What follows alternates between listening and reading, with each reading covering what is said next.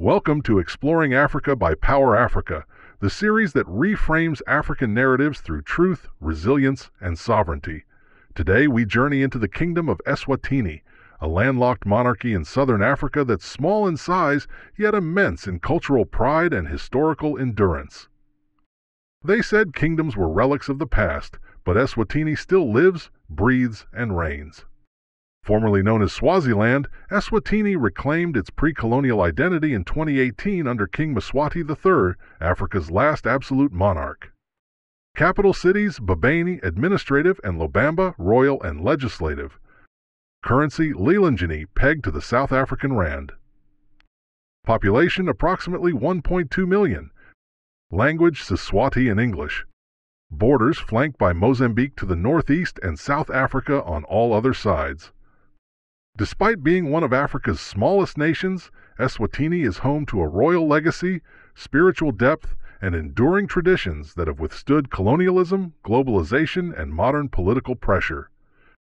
The Swazi people are part of the broader Nguni ethnic group, migrating southward during the Bantu expansion. Their political unity began under King Ngwane III in the 18th century, for whom the country is named. Eswatini means land of the Swati people. Eswatini navigated European imperial ambitions with a rare mix of diplomacy and resistance. In 1903, following the Anglo-Boer War, the British declared Swaziland a protectorate, not a colony, a subtle yet significant distinction that allowed the monarchy to retain symbolic power even under colonial administration. Eswatini gained full independence on September 6, 1968, and unlike many post-colonial states, the monarchy was never dismantled. Its survival into the 21st century is a historical anomaly and a cultural defiance. Eswatini's spiritual fabric is woven from traditional Swazi religion, Christianity, and a deep respect for ancestral rituals. The most iconic celebration is the Umhlanga, or Reed Dance, a yearly rite of passage where thousands of maidens honor the Queen Mother and affirm their cultural pride. In a globalized world, Umhlanga is a spiritual reclaiming of rhythm, ritual, and remembrance. The monarchical system, with its spiritual undertones, places the king as the Ngwenyama, the lion, a symbolic and literal guardian of the Swazi people. The Queen Mother, the Ndlovukati, or she-elephant, serves as the spiritual and national mother. Today, Eswatini navigates the tension between tradition and modernity. While its monarchical system is unique, it also faces internal dissent, with calls for democratic reform growing louder in recent years, particularly among youth and civil society. Economy, largely based on sugarcane forestry, manufacturing, and remittances. High HIV prevalence remains a national health challenge, though significant strides have been made in access to treatment and education.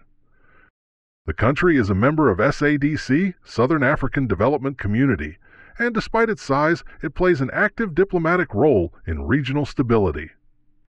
Eswatini forces us to rethink sovereignty not just as democratic idealism, but as cultural continuity. Where Western paradigms dismantled monarchies as outdated, Eswatini stands as a living archive of pre-colonial African governance, flawed, yes, but deeply African. Neoliberationism must interrogate not only who governs, but how governance reflects the indigenous soul. Can Africa invent democratic models that do not erase tradition? Eswatini's survival poses a deeper question. Is modernity the only path to freedom, or just the most familiar one? Eswatini is not a museum. It is a living paradox, where royal courts meet smartphones and reed dances echo through megaphones. In this small land, we find a larger truth. Africa doesn't need to mimic the West to find its future. Sometimes sovereignty looks like a crown worn with conviction, or a name reclaimed without apology. If a kingdom can survive the storm of empire, maybe a continent can remember itself too. This is PowerAfrika. This is neoliberationism. This is Eswatini.